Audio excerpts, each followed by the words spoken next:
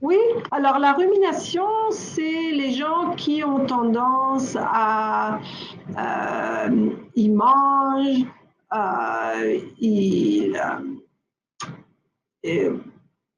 ils vont peut-être manger de la nourriture qui est recongelée, ils vont recracher la nourriture.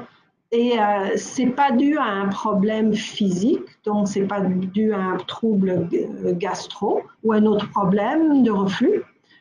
Et ça se passe pas quand les gens ont une anorexie mentale ou une boulimie mentale. Ça peut être aussi grave quand il y a un autre trouble mental qui est associé. Maintenant, ce qu'on voit beaucoup, c'est les troubles de l'évitement. Donc, les gens réduisent la nourriture qu'ils mangent. Euh, ils vont peut-être perdre de l'intérêt. C'est souvent relié aux sensations sensorielles des aliments. OK? Et bah, ils ne mangent pas assez. Donc, ils perdent beaucoup de poids. Si c'est des enfants ou des adolescents, ils ne vont pas grandir comme ils doivent grandir. Et ils ont des déficiences nutritionnelles. Donc ça, c'est un très grand problème. Euh, et la perturbation, bien sûr, dans ce genre de trouble n'est pas liée à un manque de nourriture. L'anorexie mentale, ça c'est un trouble qui est très inquiétant. Les personnes ne mangent pas assez. Ce qui se passe, c'est qu'ils perdent du poids ou chez les adolescents, ils ne grandissent pas comme ils doivent grandir. Ils ont beaucoup peur de prendre du poids ou de grossir. Et ils vont faire beaucoup de choses qui vont les aider à ne pas prendre de poids. Et même si la personne est très très maigre, squelettique, ils vont penser qu'ils sont gros et ils vont éviter de prendre du poids. Chez les personnes qui ont l'anorexie mentale, ils s'évaluent sur la forme de leur corps. Il y a deux types. Le restrictif, donc c'est des gens qui vont réduire leur consommation de nourriture, mais ils ne vont pas avoir d'hyperphagie boulimique. Donc, ils ne vont pas manger des grandes quantités de nourriture et de se faire vomir que l'on voit chez d'autres désordres d'alimentation. Ils vont perdre du poids, notamment par le régime où ils ne vont pas manger. Et il y a certaines personnes qui vont faire de l'exercice excessif. L'autre type de l'anorexie, c'est le type de la purge. Donc, ils vont de temps à autre consommer des grandes quantités de nourriture très très vite. Et puis, ils vont se faire vomir ou abuser des laxatives, des diurétiques, ou ils vont se faire des lavements. De la moitié de 1% à 3,7% des femmes et de 0,3% des hommes sont atteints de l'anorexie mentale. La moitié des personnes anorexiques ont aussi des troubles anxieux comorbides.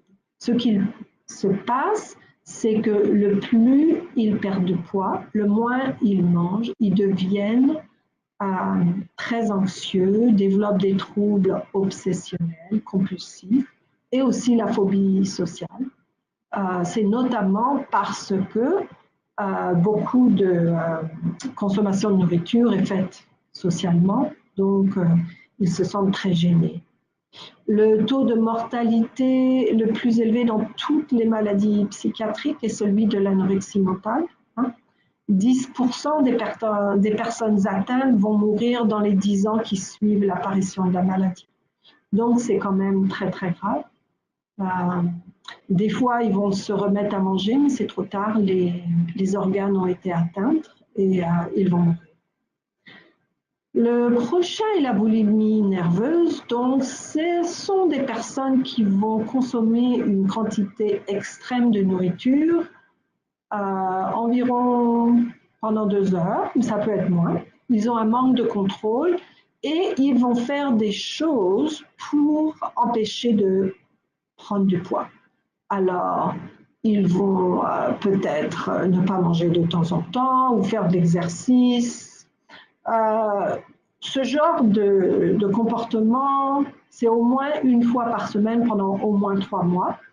Et les gens qui ont la boulimie nerveuse aussi font leur auto-évaluation à cause de leur poids ou de leur forme du corps. Okay. Et pour avoir le diagnostic de la boulimie nerveuse, donc vous avez ces critères et bien sûr, ça ne passe pas pendant l'anorexie mentale. Un peu plus d'1% jusqu'à un peu plus de 4% des femmes et la moitié d'1% des hommes ont eu le diagnostic de la boulimie. Près de 1 patient sur 10 qui souffre de boulimie a aussi un trouble lié à l'abus de substances et en général, on voit beaucoup l'alcool. Donc, il faut se méfier. Le prochain trouble qu'on voit de plus en plus, c'est l'hyperphagie boulimique. Ces personnes vont consommer une quantité extrême de nourriture pendant environ 2 heures ou peut-être moins. Ils ne vont pas avoir le contrôle de ce qu'ils mangent. Ils nous disent qu'ils ne peuvent pas s'arrêter. Et pour avoir le diagnostic clinique, il faut qu'ils aient au moins 3 critères de A à H. Donc, ils mangent beaucoup rapidement que la normale, et en général, ça se voit beaucoup. Ils se sentent mal à l'aise après avoir mangé. Ils mangent des grandes quantités de nourriture malgré qu'ils n'ont pas faim. La plupart du temps, ils mangent seuls parce qu'ils sont gênés par la quantité avec laquelle ils mangent. Et aussi, ils mangent seuls parce que c'est une forme d'autorégulation des émotions. Ils se sentent dégoûtés d'eux-mêmes, ils s'en sentent des fois déprimés ou très coupables après avoir mangé des quantités immenses de nourriture et ils se sentent très, très tristes. Pour qu'il y ait le diagnostic clinique, ils doivent s'engager dans ce comportement au moins une fois par semaine pendant 3 mois. Et les gens qui ont l'hyperphagie boulimique n'ont pas de comportement compensatoire. Donc, ils ne vont pas se faire maigrir, ils ne vont pas faire beaucoup d'exercices physiques pour prévoir la prise de poids.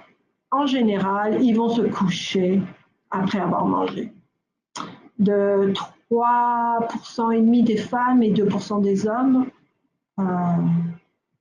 ont ce diagnostic.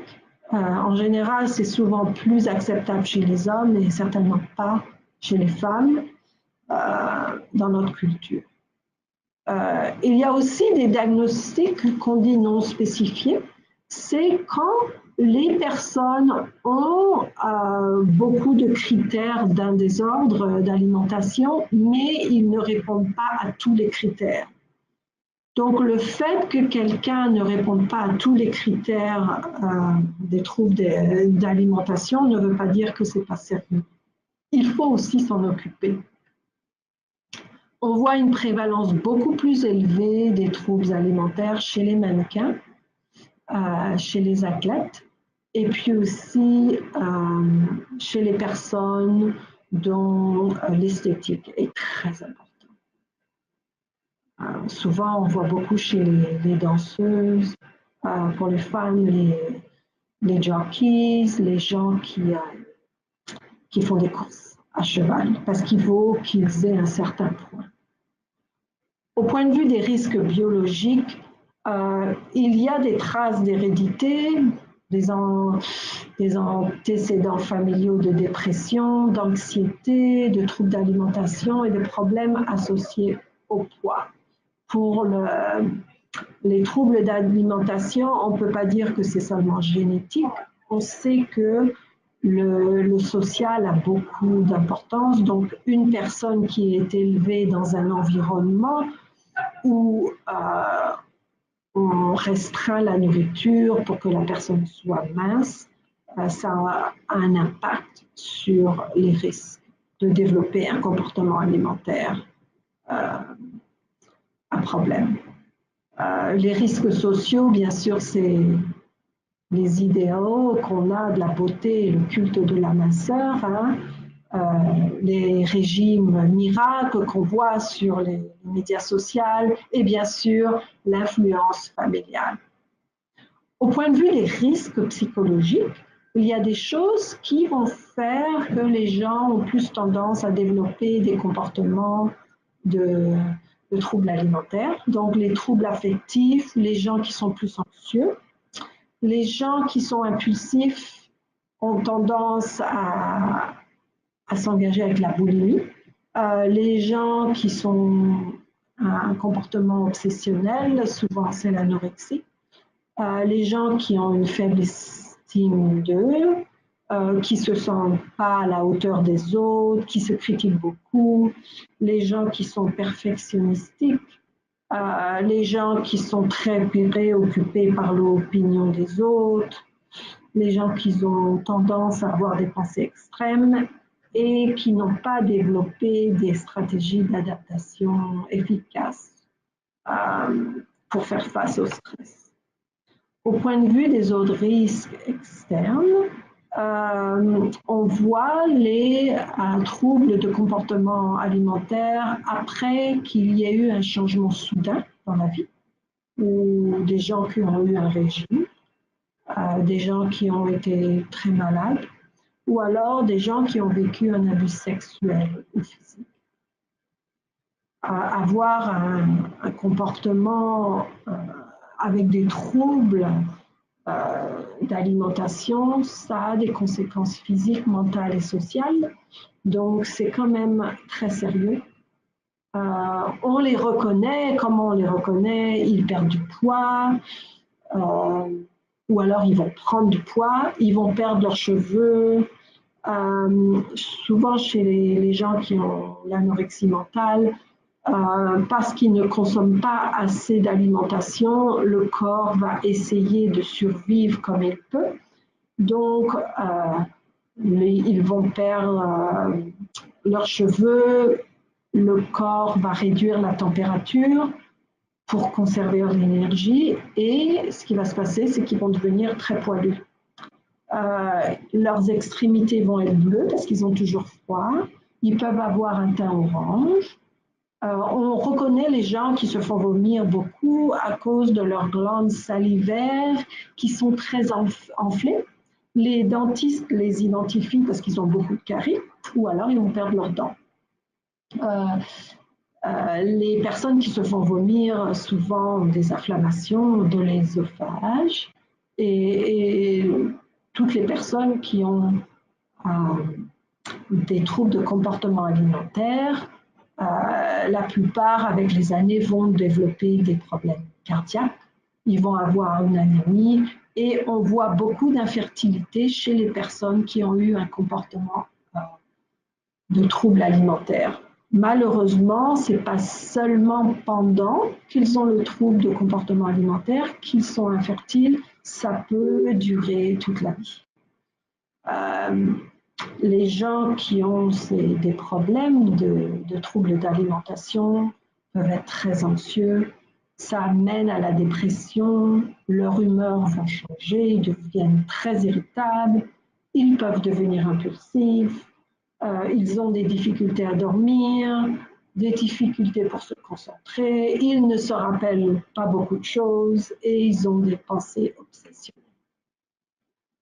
Ils se sentent seuls et tous ces problèmes font interférence avec l'école et le travail. Souvent, ils arrêtent de travailler ou il manque beaucoup de travail à l'école. Et puis, ça amène bien sûr à des disputes dans la famille.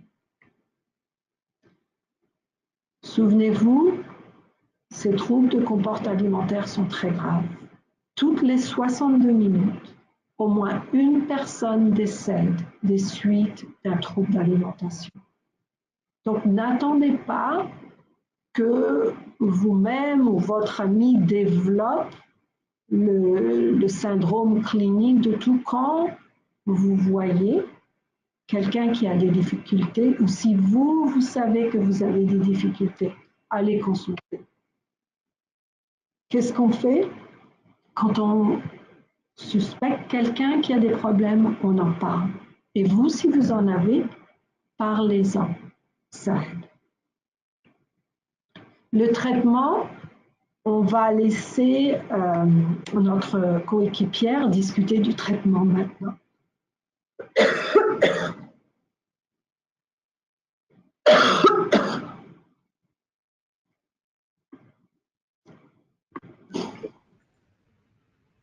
Alors, elle va parler de tous les genres de traitements. Voilà, merci beaucoup, Christine. Voilà. Donc, on va passer la parole à Nicole maintenant. Je vais juste changer l'écran pour être sûr que ça fonctionne. Voilà, donc bientôt, on va voir votre écran, Nicole. Est-ce que vous le voyez? Oui, je le vois maintenant.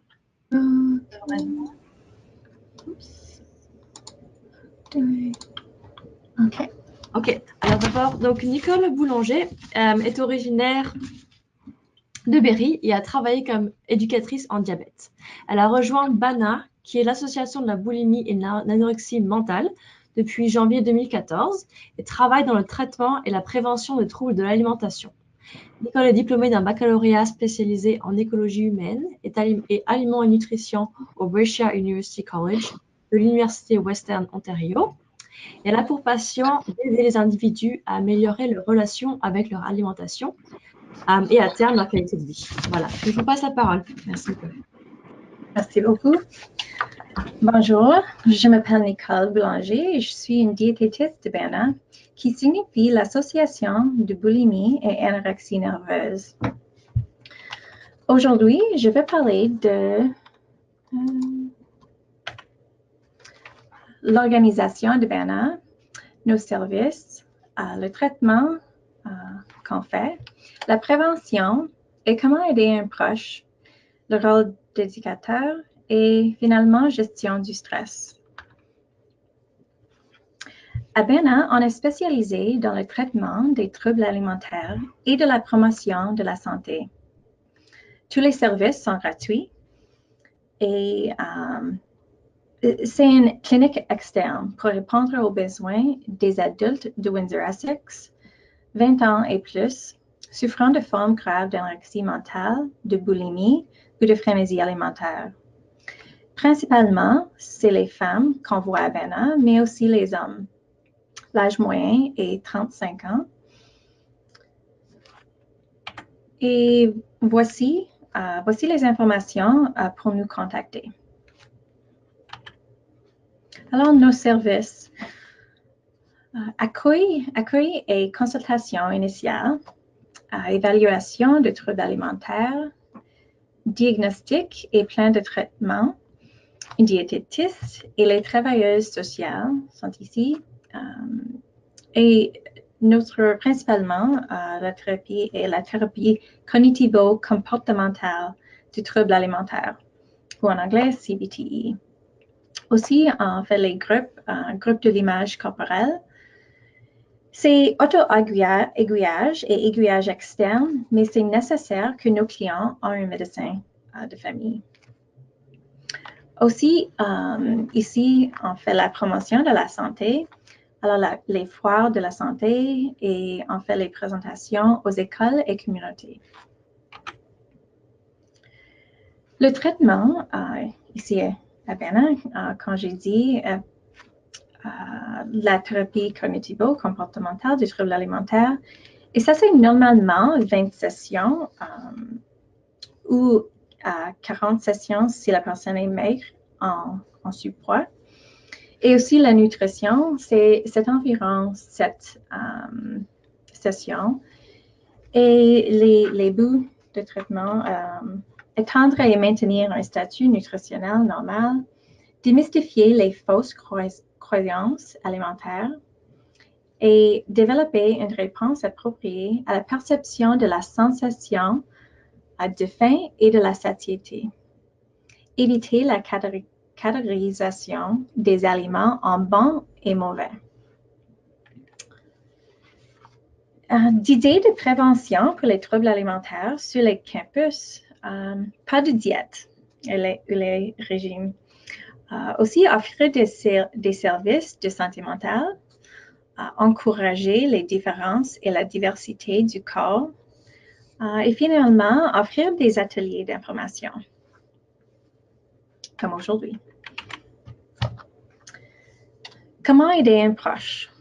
Les choses à faire, écoute-le et assure-lui qu'il n'est pas seul. Encourage-le à trouver de l'aide et soyez patient. Le rétablissement prend du temps. C'est très difficile. Les choses à éviter, jamais le forcer à manger, parler au sujet de la nourriture ou du poids et le blâmer ou se fâcher avec lui. Le rôle d'éducateur, ne soyez pas craintif ou ne doutez pas de l'existence d'un trouble alimentaire. Ne pas trop simplifier. N'insinuez pas que la boulimie est moins sérieuse que l'anorexie. Ne portez pas de jugement et ne donnez pas de conseils au sujet de la perte de poids, de l'exercice ou de leur apparence. Ne confrontez pas l'individu devant un groupe de personnes et ne devenez pas la thérapeute, la victime ou le sauveur de la personne. N'entrez pas dans un argument avec cette personne. La gestion du stress, ça c'est une grande chose pour beaucoup de personnes. Alors, mange sur les choses à faire, mais mange bien et fais de l'exercice. Ne suis pas les régimes. Prends le temps pour relaxer et utilise l'automotivation, se parler à soi-même positif. Apprends à communiquer avec assurance. Emploie des techniques de résolution de problèmes et fais face à la colère de manière constructive. Et forge des relations de soutien. Alors, il y a beaucoup d'idées et ici sont les ressources.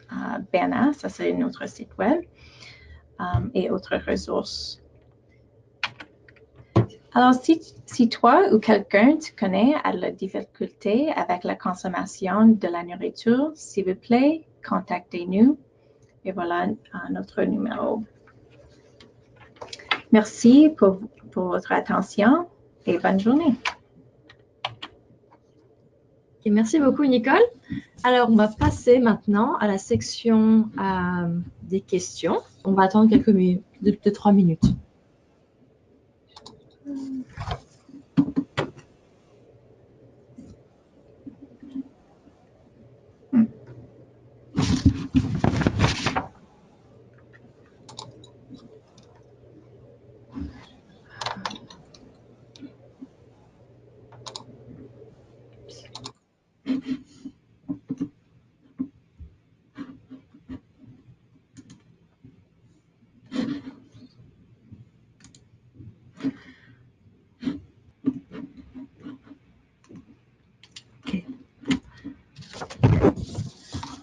Voilà. Donc, pas de questions pour le moment.